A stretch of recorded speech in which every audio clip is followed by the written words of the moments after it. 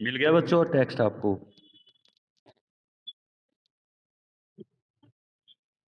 ठीक है, पढ़ते हैं।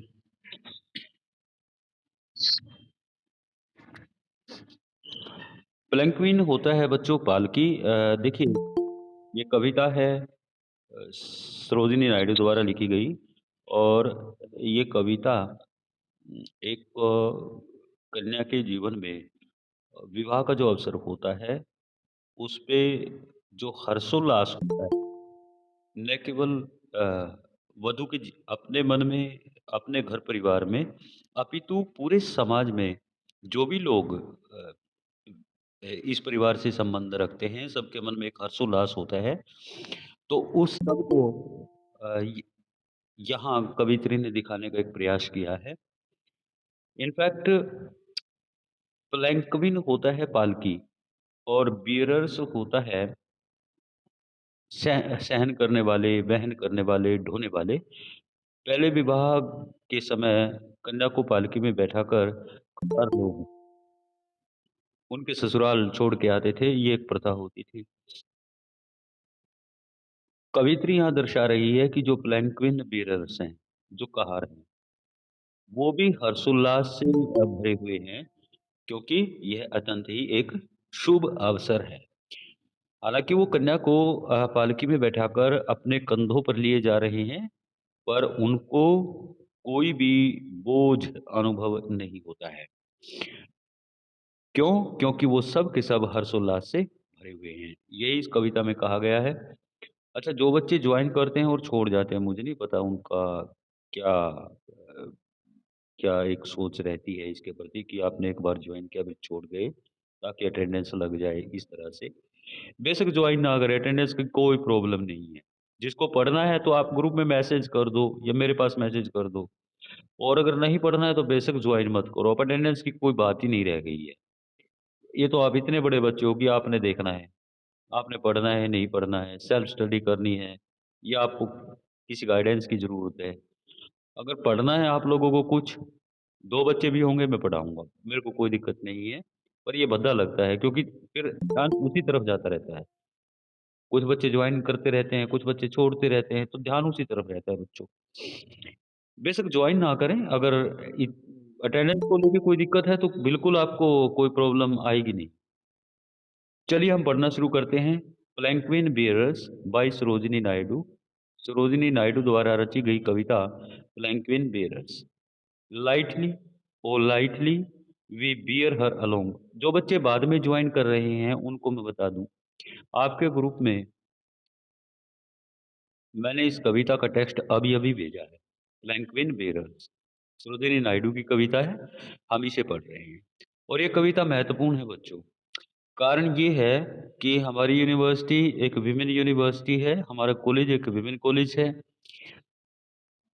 महिलाओं से संबंधित ये कविता है, इसलिए बहुत महत्वपूर्ण हो जाती है।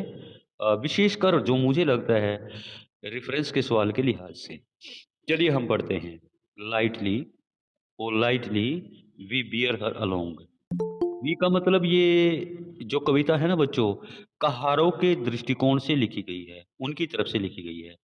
कहार यहाँ पर वधू को अपने कंधों पर उठाए चले जा रहे हैं और वो किस तरह से चले जा रहे हैं, वो इसका वर्णन कर रहे हैं।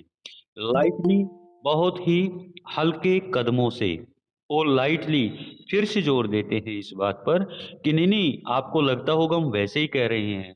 यकीनी तौर पर हमें बिल्कुल भी बोझ अनुभव नहीं हो रहा है।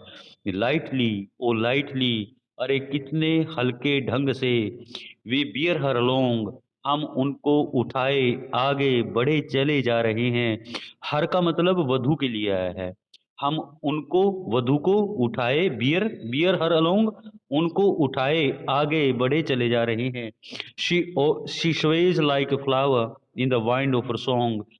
हम उनको उठाए चले जा रहे हैं, गीत गाते चले जा रहे हैं। संभवतः कुछ पुरानी मूवीज़ अगर आप देखें जब कहार वधू को उठाए जाते हैं, तो एक गीत भी पृष्ठभूमि में सुनाई देता है या फिर कहार लोग स्वयं गाते हैं।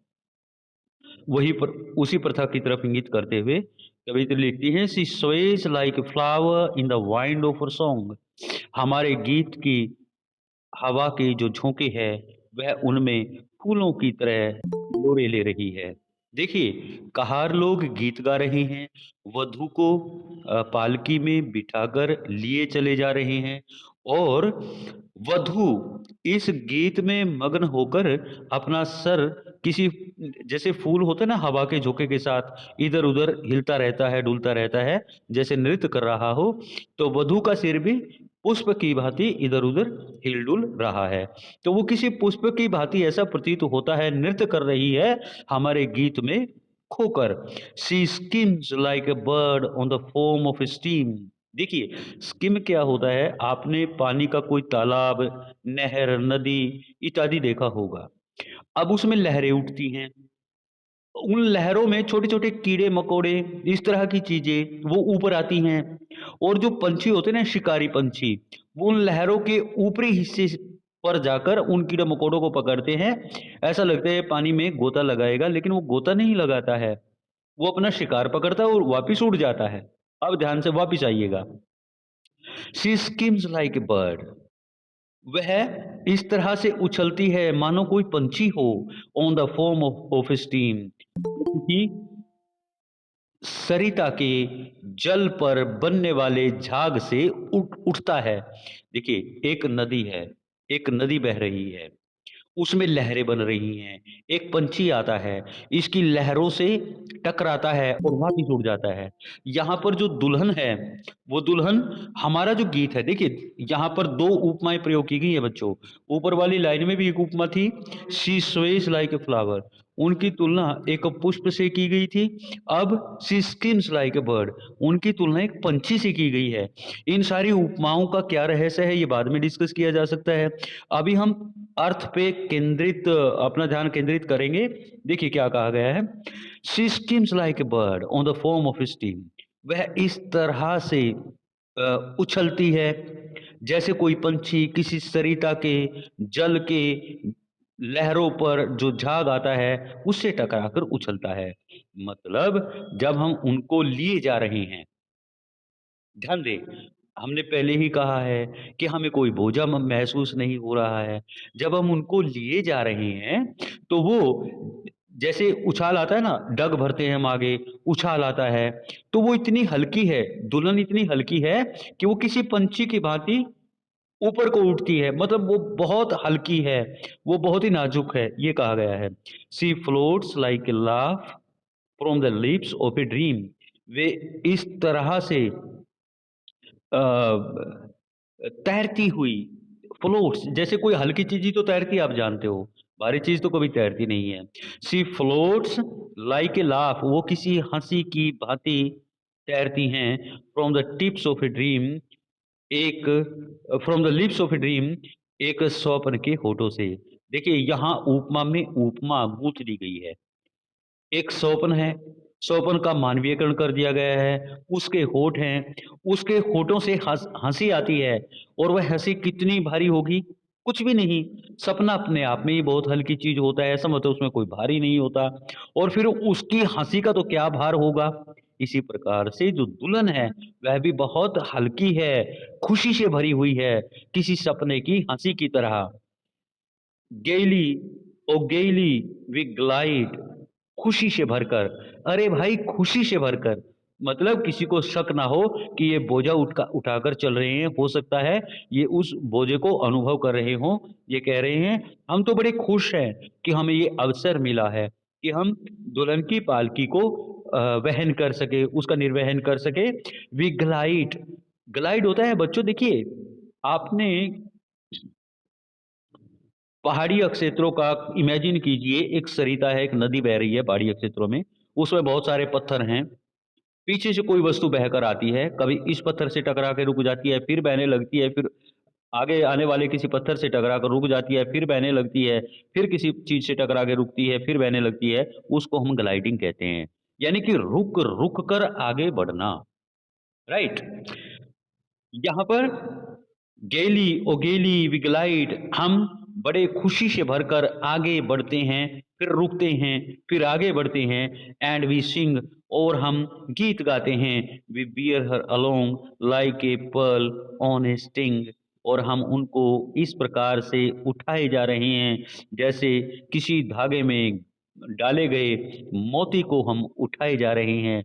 मतलब मोती एक चमकदार वस्तु, कीमती वस्तु वो तो है ही, बहुत सुंदर होता है।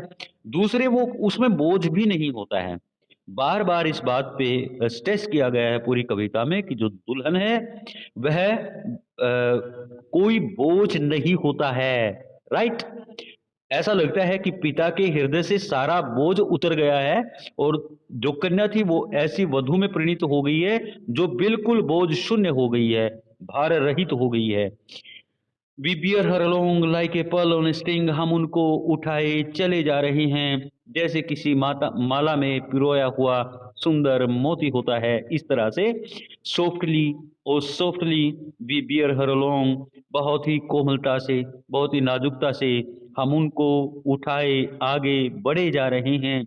She Hanks like star in the due of a song, वह हमारे गीत में किसी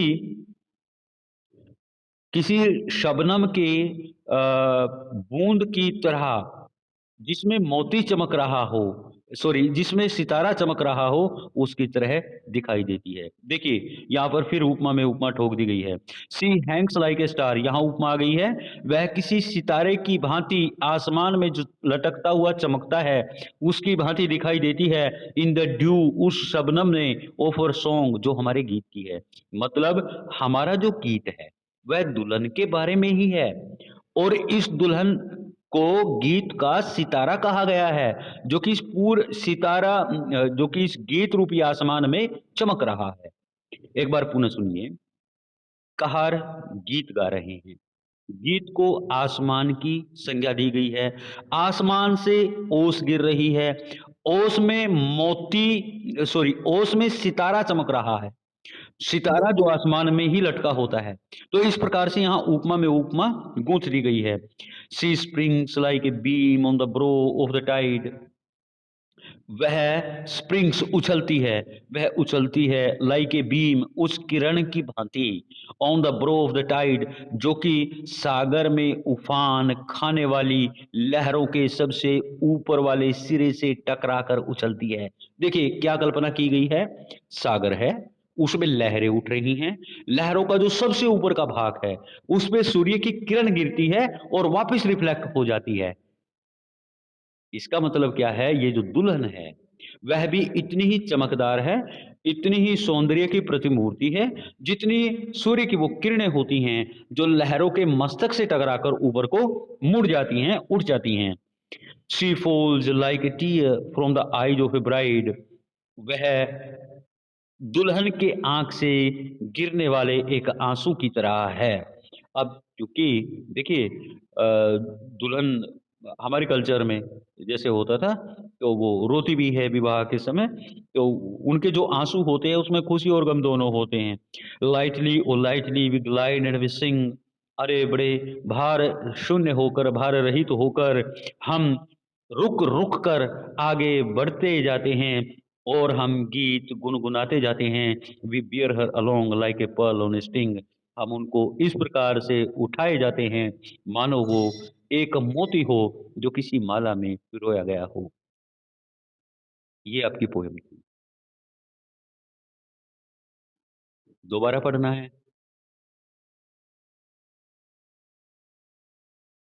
अगर आपको कुछ पूछना है, आप पूछ सकते हो।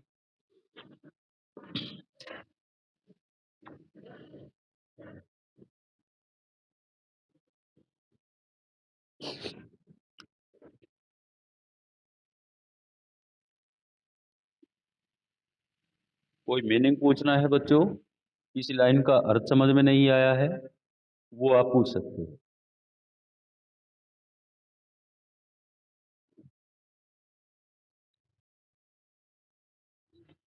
सॉफ्टली?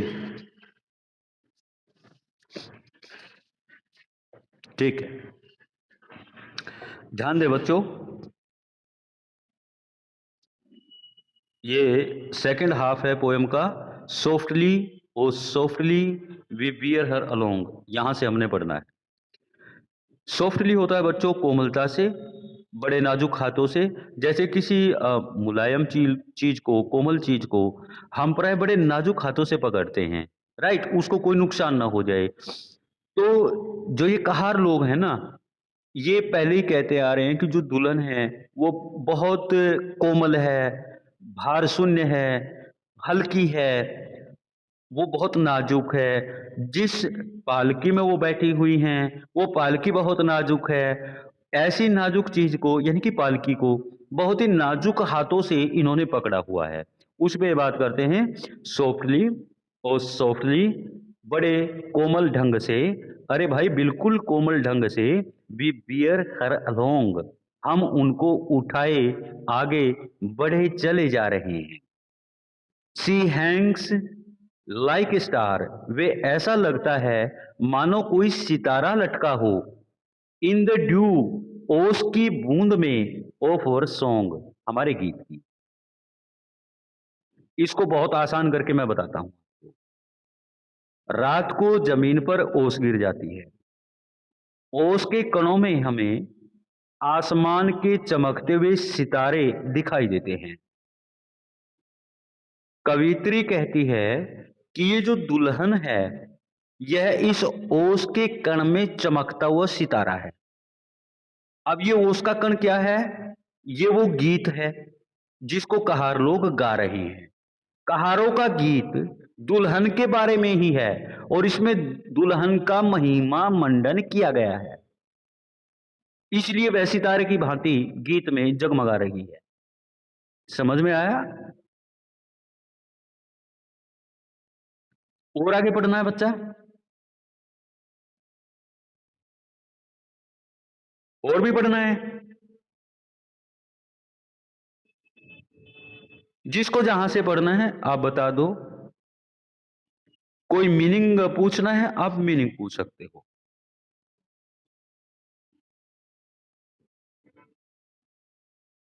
अच्छा कोई बच्चा ऐसा है जो मेरे सेक्शन का नहीं हो, अटेंडेंस वगैरह का कोई इशू हो, मैं शेयर कर दूं? ओके बेटा, मुझे ना अपना नाम और रोल नंबर आप व्हाट्सएप कर देना और ये बता देना आपका, हाँ आपका सेक्शन का इंचार्ज। हाँ बेटा।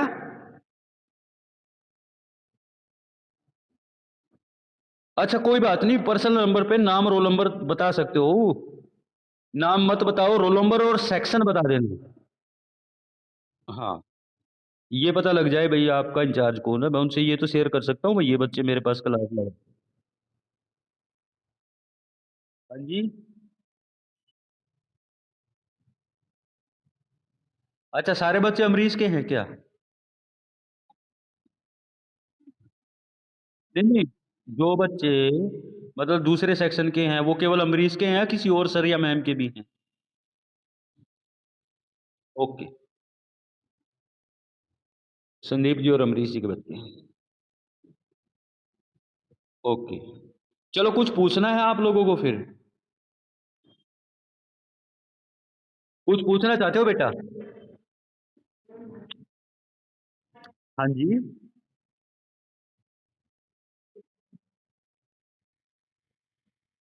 आपका किस सेक्शन में आता है रोल नंबर?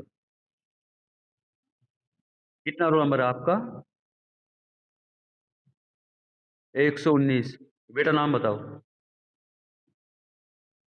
क्लास में ऑनलाइन ऑफलाइन क्लास में भी कभी नहीं आए क्या?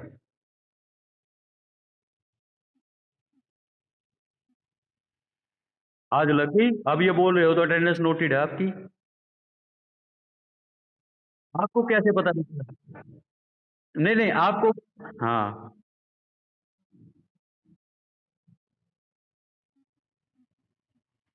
हम्म।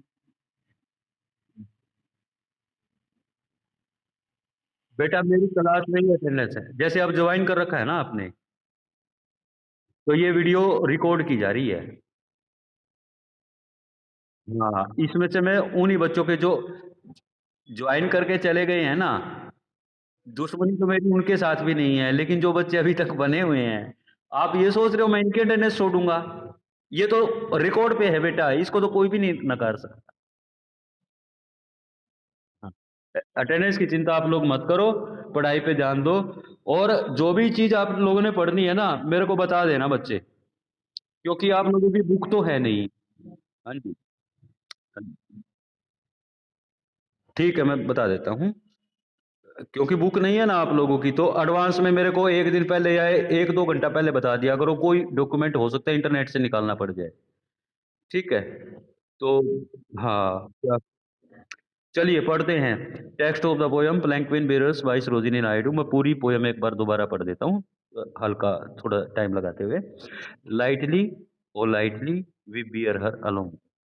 बड़े ही हल्के कदमों से हम उनको उठाए चले जा रहे हैं।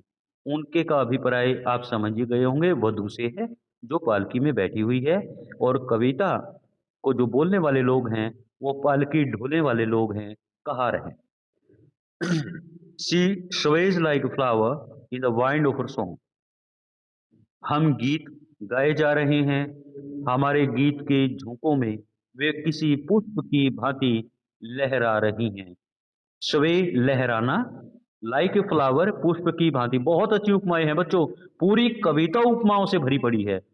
कालिदास जी के बाद मुझे नहीं पता कि इतनी उपमाएं मैंने किसी की कविता में पढ़ी हों। She Suez like a flower in the wind of a song. हमारे गीत की पवन में, हवा में वो किसी पुष्प की भांति लहरा रही हैं।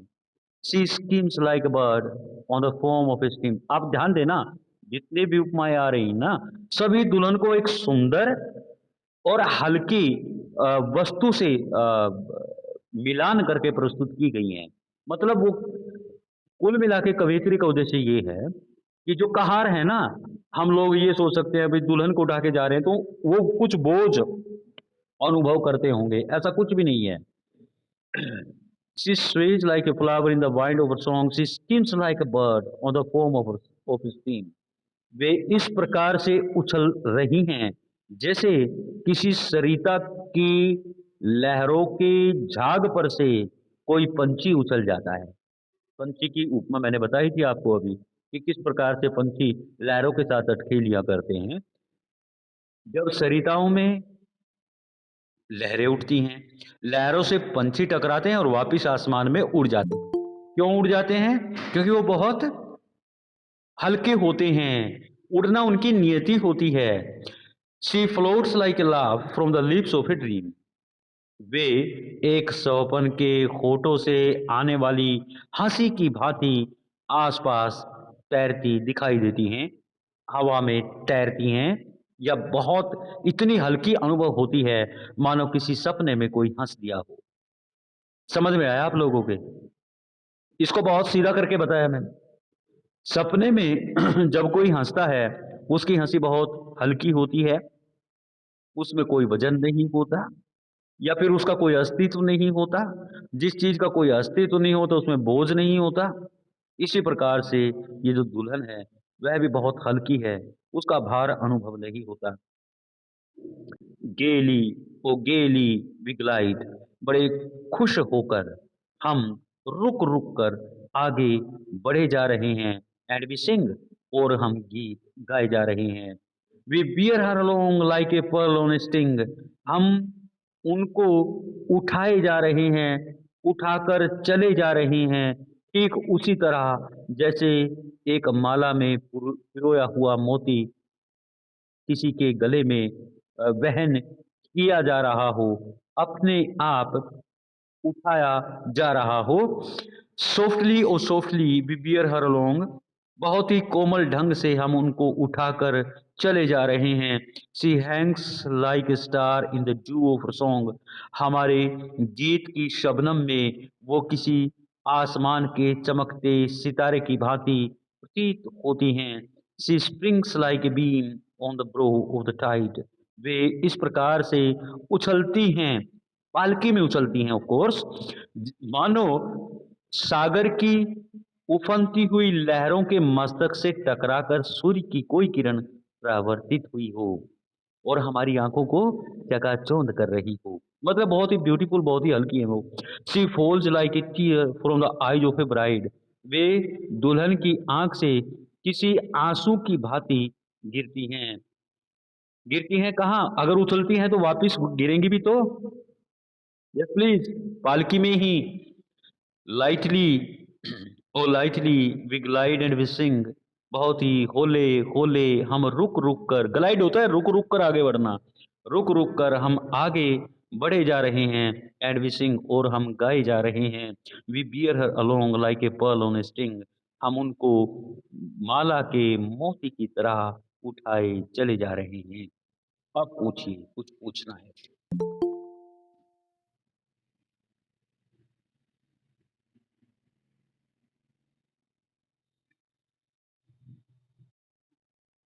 कोई मीनिंग बेटा? कोई लाइन? जल्दी बताओ। अच्छा नोट भी कर सकते हो आप। अगर अभी लगता है ना कि कुछ नज़र नहीं आ रहा, जो नहीं पता है, आप नोट कर लेना और अगली जो क्लास होगी ना, आप उसमें बता देना। Thank you very much. Thanks for joining.